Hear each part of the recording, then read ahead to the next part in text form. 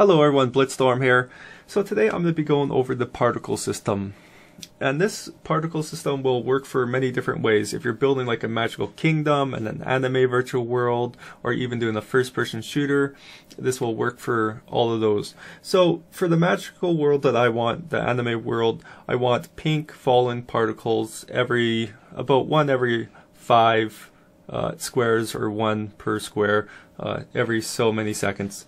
This will work for a magical kingdom or Spyro game if you're doing like Spyro and you want the white fallen particles from the like the dragonfly. If you're doing a first-person shooter, this will work for if you're doing white kind of the shaft or whatever it's called with the tinfoil that blocks out communication. This will work for that. You can use it for many different ways, waterfalls, water springs. It all depends on how you do the particles. So let's get into this. So what I want to do is I want to go to game objects and I want to make a particle system. So I'm going to leave it called particle system. So right now it's pretty big and it's blowing up. I want to actually fall down to the ground, kind of like snow. So what I'm going to do is I'm going to go minus 270. So now it's blowing down. I also want to raise it above the ground quite a bit. Let's go 20. And then I actually want to change the scaling, and changing the scale will change the particle scale. So I'm just going to stop this really quickly so that it doesn't start flashing through the whole camera. And I'm going to do 500 by 500 because that is the size of the terrain. So it's going to cover the whole terrain. I'm going to keep it at 1 for height. So as you can see, it's flashing because I clicked on it again. So the duration, because it's 20 height, I want 20 seconds for it to actually hit the ground. And so I'm going to do 20 and then start, lifetime, I'm going to do 20, so 20 seconds roughly. So it's going to match the fall.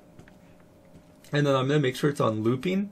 So what looping does is it's going to loop it over and over. So once all the particles fall, or the max particles, it's going to keep looping or else if you don't have looping, it's going to waste all the particles and not go again. So it can be a one-time thing or a full-time thing. I'm going to make sure it's play on the wake, so as soon as I hit play, it will start playing right away.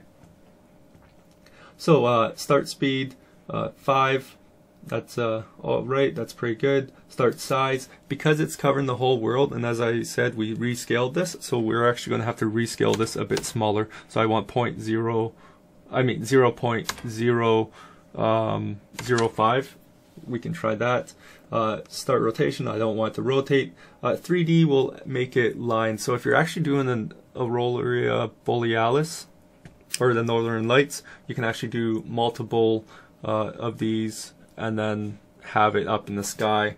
I won't go over that, but you can actually do that with the game. Gravity modifier, I'm going to keep it at 0. This is how fast is it going to get pulled to the ground, basically, and straight. Is there going to be wind? You can make wind to blow it, so if you're doing snow, you can do all that. But we're not going to get into that for this game. So max particles, it's 100 by 500, so that's 5,000. We can do, I'm going to do about half, so let's go to 1,000. So about 1 for every 2 squares. So we do have a whole bunch of other stuff that we can set. We can have collision, we can have noise, we can have rotation, the color overlap, forced over lifetime. I'm not going to get into all that stuff. It will take forever just to cover all this. Let's go 500. So as I'm watching it, it's actually going really fast down. Start speed. So what we're going to do is we're going to change the start speed to 1, then hit simulate, and it's still going pretty fast down.